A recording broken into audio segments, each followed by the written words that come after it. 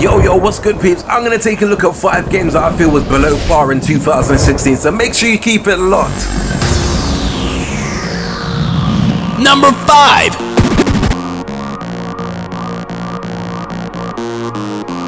Yo, before I dive into this countdown, I wanted to take the time to say that some of the games on this list are not rubbish and definitely worth a play if it kind of appeals to you, but I personally just expected a little bit more, and Mirror Edge Catalyst is kind of a prime example of this. To me, Mirror Edge Catalyst was highly anticipated in 2016, but it failed to impress because not only did it have a bland campaign, but the game was impressive to begin with. It just wasn't what people expected in the first place, and that's exactly why lots of players went away from it. Speaking from my own experiences, there were times when I felt a little dizzy whilst playing this game, which is maybe why I was put off playing the game for longer than I did. As I mentioned earlier, the game is not rubbish, it was decent for what it was. However, the fact that it did not live up to the predecessor was quite problematic for me personally. I do feel that if you're a fan of Mirror Edge, you may enjoy the new entry to some extent, but otherwise it's not friendly for newcomers in my opinion.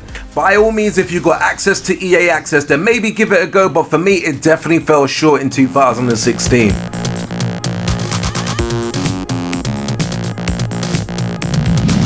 Number 4.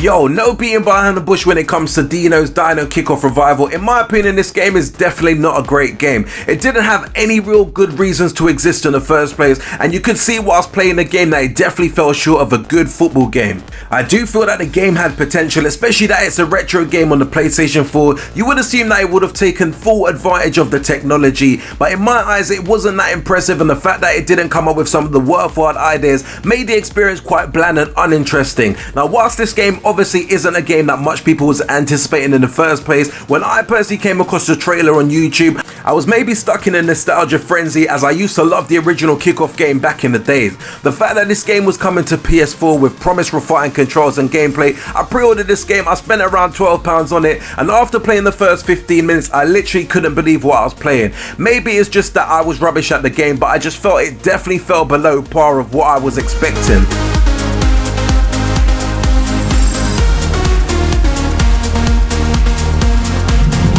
Number 3.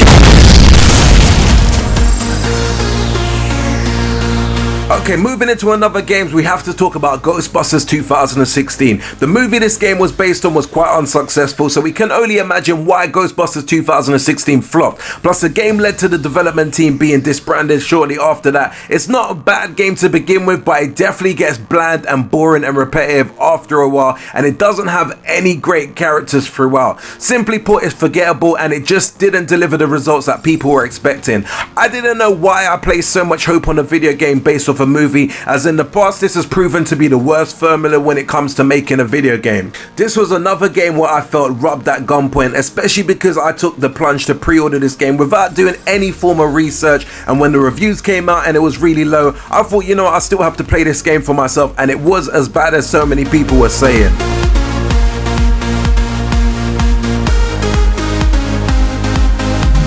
Number 2.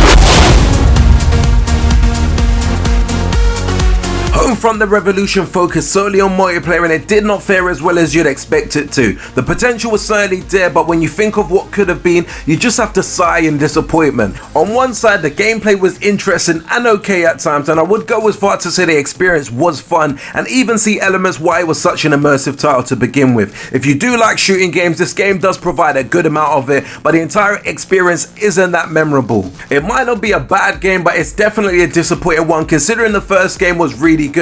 I felt that the promotion and everything behind the game was top notch, but the only thing that was mainly pulling on my strings to purchase the game was the fact that Time Splitters 2 level was being included in the game, but I personally would have just welcomed a Time Splitters 2 remastered than this game. I feel overall this definitely fell short, and for those who bought on day one may have felt a little bit robbed.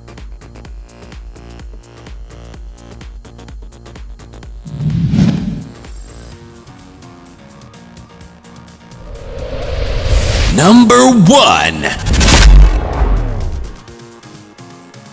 Okay, I know some may disagree with me as quite a few people are still playing this game, but to me, No Man's Sky was probably the biggest flop of 2016. The game did not live up to some of the expectation and hype prior to its release, and I couldn't believe just how quiet and how fast the hype died just after the first week of the game releasing. I personally didn't really know also what to expect from the game, as all I knew is you could visit hundreds of planets, and that was about it. The game itself was more of a grind rather than anything else, and it did use marketing materials that didn't even appear in the game to begin with.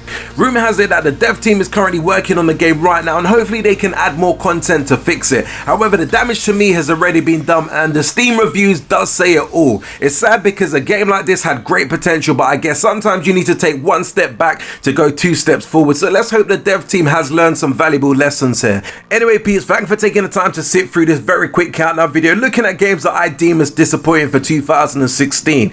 As mentioned before, some of these games like Mirror Edge Catalyst are not rubbish games and might still be worth playing if you get the opportunity, as not every game that doesn't appeal to one particular gamer might appeal to another, so don't let me personally put you off playing any of these games. It's just my thoughts at the end of the day. Over the next couple of weeks I will be doing my annual countdown video, so be sure to look out for a barrage of countdown videos hitting the channel. Let me know your thoughts in the comments below. What was worst game that you played of 2016, and what's your thoughts of the games that I mentioned throughout my list. Don't forget to smash the like button if you enjoyed the video, and also don't forget to subscribe to the channel if you've not done so before. And until next urban gameplay video, we definitely say peace out, peeps.